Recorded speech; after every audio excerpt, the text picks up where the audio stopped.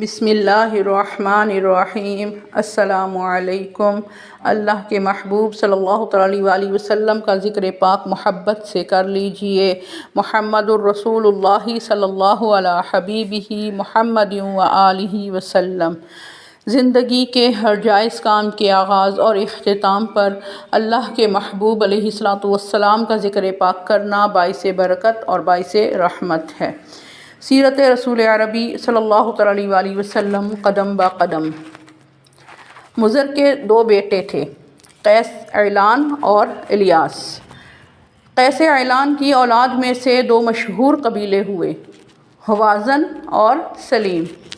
ہوازن میں سے ایک قبیلہ بنی سعد ہے جو سعد بن بکر کی اولاد سے ہے۔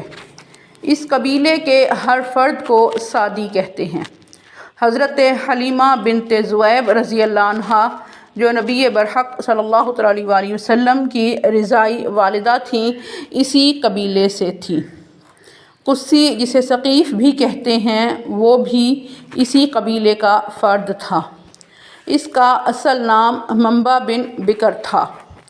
یہ طائف میں اپنے سسرال میں ٹھہرا ہوا تھا۔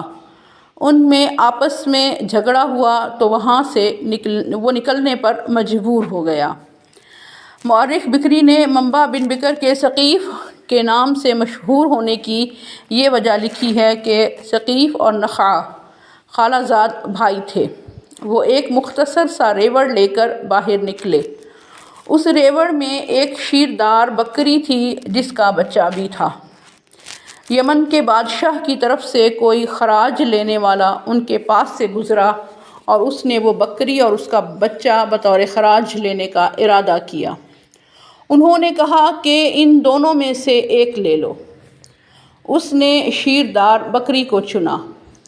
انہوں نے کہا کہ ہم بھی اس کے پر زندگی بسر کر رہے ہیں اور اس کا چھوٹا بچہ بھی اسی کے دودھ پر پل رہا ہے، اس لیے اس کو تم رہنے دو، کوئی اور بکری پسند کر لو۔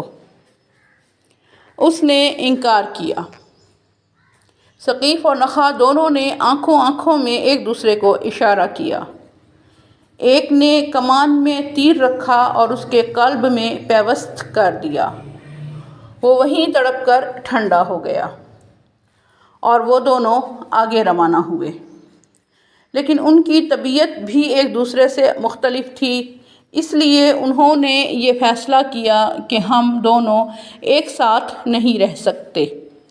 ہم میں سے ایک مشرق کی طرف چلا جائے اور دوسرا مغرب کی طرف۔ قصی یعنی ثقیف نے کہا کہ میں مغرب کی طرف جاتا ہوں۔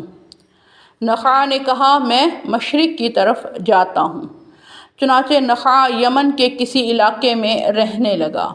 جہاں اس کی نسل بڑھی تو وہ الدثنیہ کی طرف منتقل ہو گئے اور آج تک ان کی اولاد وہیں آباد ہے۔ قصی مغرب کی طرف روانہ ہوا، یہاں تک کہ وادی القریٰ میں پہنچا اور ایک یہودی بڑھیا کے پاس جا اترا جس کی کوئی اولاد نہیں تھی۔ قصی دن بھر کام کرتا، رات کو اس یہودی عورت کے گھر آرام کرتا تھا۔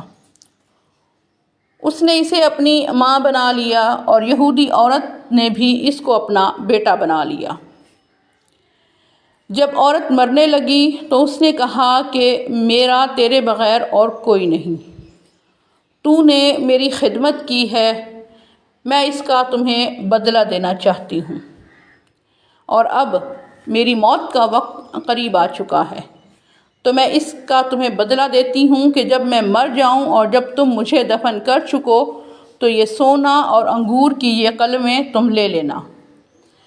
جب تم کسی ایسی وادی میں اترو جہاں پانی موجود ہو تو انگور کی ان قلموں کو وہاں لگا دینا، تمہیں اس سے بڑا فائدہ حاصل ہوگا۔ بڑھیا کو دفن کرنے کے بعد وہ سونا اور انگور کی قلمیں لے کر وہاں سے روانہ ہوا۔ جب وہ طائف کے مقام پر پہنچا جسے اس زمانے میں وج کہا جاتا تھا، وہاں اس نے خسیلہ لونڈی کو دیکھا جو 300 بکریوں کا ریوڑ چرا رہی تھی۔ اس نے دل ہی دل میں لونڈی کو قتل کرنے اور ریوڑ کو ہتھیا لینے کا ارادہ کر لیا۔ وہ بھی تاڑ گئی اور کہنے لگی کہ مجھے یوں معلوم ہوتا ہے کہ تم مجھے قتل کرنا چاہتے ہو تاکہ اس ریوڑ کو تم لے سکو۔ اسی نے کہا بخدا تم ٹھیک سمجھی۔ لونڈی نے کہا کہ اگر تم ایسا کرو گے تو تمہاری جان بھی جائے گی اور تمہارا اپنا مال اور ریوڑ بھی تم سے چھین لیا جائے گا۔ تمہیں معلوم ہے کہ میں عامر بن النضر الزر عدوانی جو قبیلہ قیس کا سردار ہے، میں اس کی لونڈی ہوں، تم اس کا مقابلہ نہیں کر سکتے۔ اس لونڈی نے کہا کہ میرا گمان ہے کہ تم دشمن کے خوف سے نکلے ہوئے ہو یا اپنے وطن سے نکالے گئے ہو۔ اسی نے کہا بے شک۔ لونڈی نے کہا کیا تم عربی ہو؟ اس نے کہا ہاں۔ لونڈی نے کہا کہ میں تمہیں ایک ایسی بات بتاتی ہوں جس کا تمہیں فائدہ ہی فائدہ ہے۔ جب سورج غروب ہونے کے قریب آتا ہے تو میرا مالک اس پہاڑ کی چوٹی پر آتا ہے، وادی پر نظر ڈالتا ہے۔ اگر اسے وہاں کوئی آدمی نظر نہ آئے تو وہ اپنا کمان، اپنا ترکش اور اپنے کپڑے ایک چٹان پر رکھ دیتا ہے، پھر وادی میں اتر جاتا ہے۔ قضائے حاجت کے بعد وہ پھر اس چٹان پر پہنچ کر اپنے کپڑے اور کمان اٹھا لیتا ہے۔ جب وہ اپنے گھر لوٹتا ہے تو اس کی طرف سے اعلان عام کیا جاتا ہے کہ جو شخص نفیس آٹے کی پکی ہوئی روٹی، گوشت، کھجور اور دودھ کا خواہش مند ہو وہ عامر بن الزر کے گھر آئے۔ یہ اعلان سن کر اس کی قوم اس کے گھر پہنچتی ہے اور اس کے دسترخوان پر رکھے ہوئے کھانوں سے لطف اندوز ہوتی ہے۔ جب وہ اپنے کپڑے اور کمان چٹان پر رکھ کر وادی میں اترے تو تم اس چٹان کے پیچھے چھپ جانا اور اس کے کپڑوں اور کمان کو اٹھا لینا۔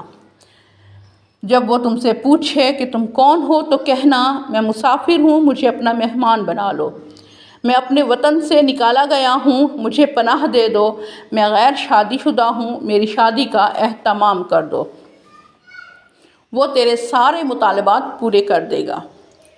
اسی نے ایسا ہی کیا۔ یہی گفتگو ہوئی اور عامر اسے لے کر وج یعنی طائف کی طرف آیا۔ حسب معمول اعلان کیا گیا کہ جو شخص کھجور، شراب، گوشت اور دودھ کا خواہش مند ہے وہ عامر بن الزر کے گھر آئے۔ چنانچہ ساری قوم جمع ہو گئی اور جب ان لذیذ کھانوں سے اپنا پیٹ بھر چکے تو عامر نے کہا کیا میں تمہارا سردار نہیں؟ کیا میں تمہارے سردار کا بیٹا نہیں؟ کیا میں تمہارا حاکم نہیں؟ سب نے کہا بے شک۔ پھر اس نے کہا کہ جس کو میں امان دوں کیا تم اس کو امان دو گے؟ جس کو میں اپنے ہاں پناہ دوں کیا تم اس کو پناہ دو گے؟ جس کی شادی میں کر دوں کیا تم اس کو تسلیم کرو گے؟ سب نے کہا بے شک۔ عامر نے کہا کہ یہ قصی بن منبع ہے، میں نے اپنی بیٹی اس کو بیاہ دی ہے، میں نے اپنے گھر میں اس کو پناہ دی ہے، میں نے اس کو امان دے دی ہے۔ سب نے کہا کہ جو تم نے کیا ہم اسے تسلیم کرتے ہیں۔ عامر نے اپنی بیٹی زینب کا اس کے ساتھ نکاح کر دیا۔ اس کے 3 بیٹے ہوئے، اوف، جسم اور دارس۔ جب وہ فوت ہو گئی تو عامر نے دوسری لڑکی آمنہ کی شادی اس کے ساتھ کر دی۔ اس کے بطن سے ایک بیٹا ناصر اور بیٹی مسک پیدا ہوئی جو ام نمر کے کنیت سے مشہور ہوئی۔ کسی نے انگور کی بیلیں وج کی وادی میں کاشت کر دیں جو خوب پھولیں اور پھلیں۔ اس وقت لوگوں نے کہا الثقفہ، یعنی یہ کتنا دانش مند اور زیرک انسان ہے، اس سے اس کا نام ثقیف پڑ گیا۔ اس کی اولاد کافی عرصہ یہاں قیام پذیر رہی، یہاں تک کہ وہ خوب پھلے پھولے۔ انہوں نے وج کے ارد گرد ایک فصیل تعمیر کی، اس وجہ سے اس شہر کا نام طائف مشہور ہوا۔ الیاس بن مضر کے 3 بیٹے تھے، قمع، طابخہ اور مدرکہ، جن کی اولاد سے بڑے بڑے قبائل آباد ہوئے۔